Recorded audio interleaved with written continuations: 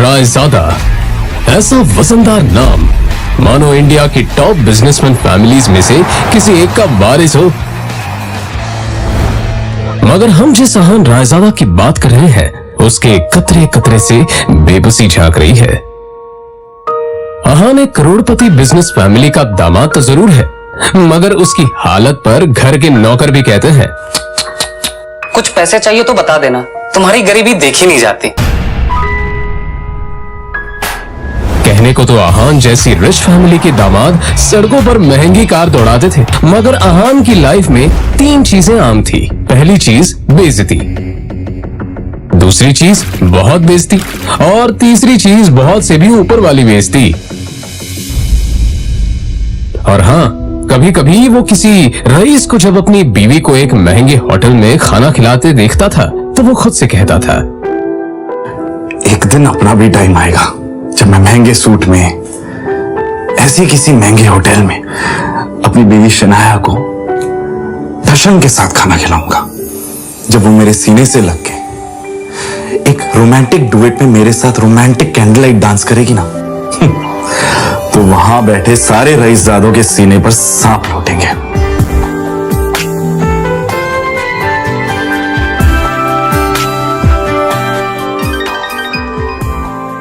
जरूर शनाया ने बहुत विश्व। अहान चौंक कर उठ खड़ा हुआ। मोबाइल स्क्रीन पर देखा तो शगुन का फोन था। अहान के सारे सपने छूमंतर हो गए। शगुन अहान की बीवी शनाया की कजिन थी जो हमेशा ही अहान को नीचा दिखाने की कोशिश करती थी। मोबाइल की तरफ देखकर अहान ने बुरा सा मुंह बनाया और फिर कुछ सोचकर फोन उठा लिया। मेरे प्यारे जीजा जी, फोन नहीं उठाते आप?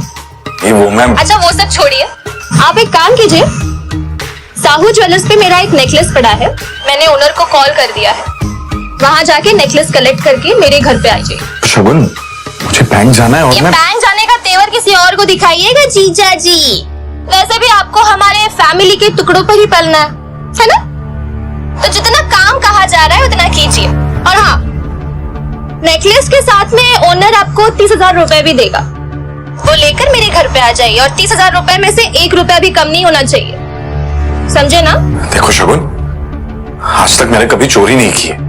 और दूसरी बात यह कि अगर मुझ पर इतना डाउट है तो किसी नौकर को भिजवा के करवा लो। क्या है ना, बहस करने की इजाजत आपको है नहीं, तो जितना काम कहा जा रहा है उतना कीजिए।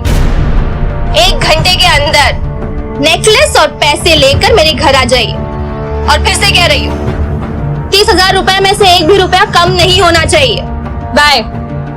अरे है दीदी को बुलाओ यार, है दीदी।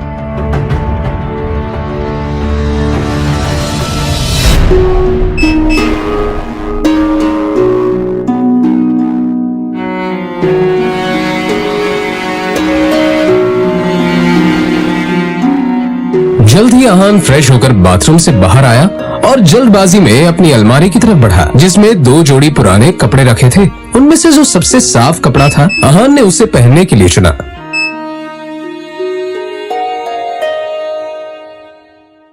तैयार होकर वो बाहर निकला और जैसे ही सामने देखा तो उसकी सांस यामिनी गिल अपनी कुछ सहेलियों के साथ पार्टी में व्यस्त थी। तभी यामिनी जी की एक सहेली ने अपने सैंडल की तरफ देखकर कहा, यामिनी, ये देखो ना, तुम्हारे आते आते ही मेरा बेल्ट टूट गया चप्पल का। अब मैं घर कैसे जाऊंगी? अरे इसमें टेंशन लेने वाली कौन सी बात है? तुम पार्टी एंजॉय करो, मैं नौकर से कह दूंगी, वो ठीक करवा कर लाएगा। ना ना, मैं नौकरों पे भरोसा नहीं करती। मेरी चप्पल महंगी है, तो एक बार टूट गई चप्पल तो मैं दोबारा पहनती नहीं हूँ। लेकिन क्या करूँ, घर भी तो जाना है ना। अहान उस तरफ से निकला ही था जब यामिनी जी की नजर उस पर पड़ गई। डोंट वरी, नौकर नहीं है, नौकर से थोड़ा ऊपर ही है, वो तुम्हारा काम अच्छे से करेगा।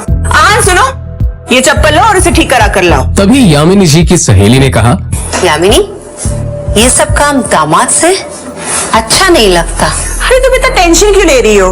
वैसे भी इसे ये सब काम करने में बड़ा मजा आता है। तुम लोग को भी कोई काम हो तो बता दे रहा। दामाद है तो क्या हुआ, चप्पल भी ठीक नहीं करा सकता? कुछ तो करे, वैसे भी कुछ करता धरता तो है नहीं।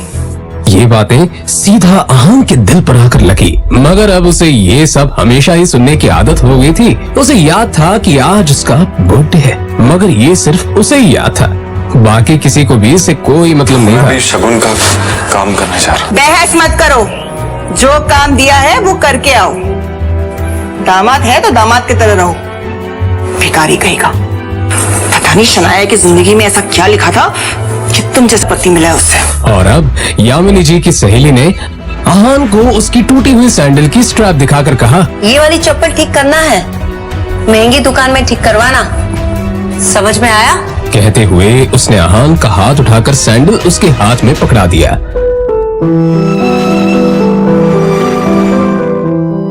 ना चाहते हुए भी अहान को यह काम करना ही पड़ रहा था।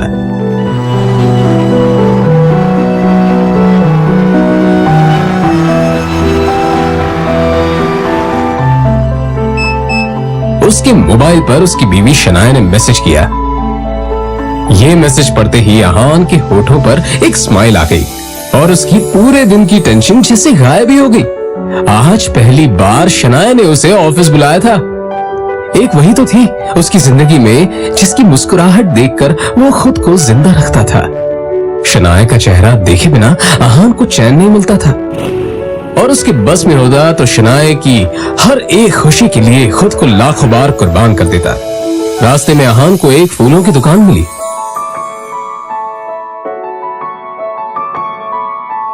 और अपना पर्स निकालकर देखने लगा। उसमें सिर्फ 500 का एक नोट पड़ा हुआ था। जैसे ही अहान वापस मुड़ा तो उसे शगुन का काम और अपनी सास के दिए हुए काम याद आ गए। उसने एक नजर घूर कर उस सैंडल की तरफ देखा और कहा, माफ करना आंटीज और सासू माँ, आप लोगों को सादर प्रणाम। पर शनाया से बढ़कर मेरे लिए और कुछ नहीं है। थोड़ी सी डांट सुन लेंगे आपसे। और फिर उस पैसे से अहान ने शनाया के लिए फूलों का वो बुके ले लिया। आज वो पहली बार गिल कंस्ट्रक्शन के ऑफिस जा रहा था, जो कंपनी गिल खानदान की थी। ये सोचकर आज वो फूला नहीं समा रहा था कि वहां उसका अच्छे से स्वागत होगा कि तभी सामने से आने वाले एक आदमी से अहान टकरा गया।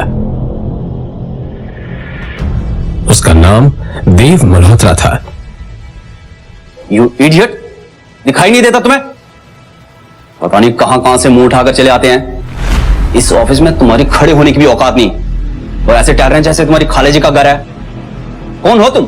शायद देव मल्होत्रा ने भी उसके बदरंग कपड़ों से उसे नौकर या ऑफिस बॉय ही समझ लिया था। मल्होत्रा ने एक नजर नीचे पड़े बुके की तरफ देखा और फिर उसे अपने पैरों तले कुचल के बाहर निकल गया।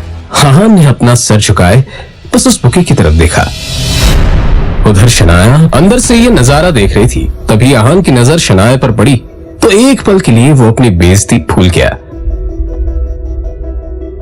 और वो शनाया के केबिन में दाखिल हो गया। वो शनाया की तरफ बढ़ा। अब जाने भी तो शनाया, जो हुआ मेरे साथ वो हुआ। और तुम इतना टेंशन क्यों ले रही हो?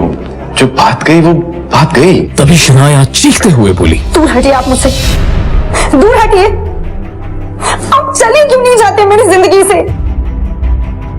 नर्क बना रखी है मेरी जिंदगी। अहान को एकदम से झटका सा लगा। वो खुले मुंह से शनाया की तरफ देखता रह गया। तभी शनाया आगे बोली, पता नहीं कौन से बाबू की सजा मिल रही है मुझे। आप चाहते क्या? पापा ने हम दोनों की शादी जबरदस्ती करवाई थी, वरना आप तो कभी मेरे लायक थे ही नहीं। और आज भी आपको पति कहते हुए मुझे शर्म आती। अरे आज वो ड्राइवर नहीं था इसलिए आपको बुला लिया, पर मुझे क्या पता था कि मेरा पति इस काम के भी लायक नहीं है। यहां आकर आपने मेरे सबसे पुराने क्लाइंट मिस्टर मल्होत्रा को नाराज कर दिया है। अब कैसे होगा काम मेरा? आंखों में आंसू लिए शनाया ने आगे कहा, मैं जहां पर भी जाती हूँ आप मुझे बेइज्जती के सिवा और कुछ नहीं दे सकते। सिर्फ एक बदनुमा दाग बनकर रह गए हैं आप मेरी जिंदगी पर। इतना कहकर शनाया केबिन के बाहर निकल आई। तभी रास्ते में पड़े बुके की तरफ देखकर शनाया ने कहा, क्या है ये सब? क्या गंदगी फैला रखी है यहाँ पर? फेंको इसे डस्टबिन में। फूल को अपने पैरों से कुचलते हुए आगे बढ़ गई।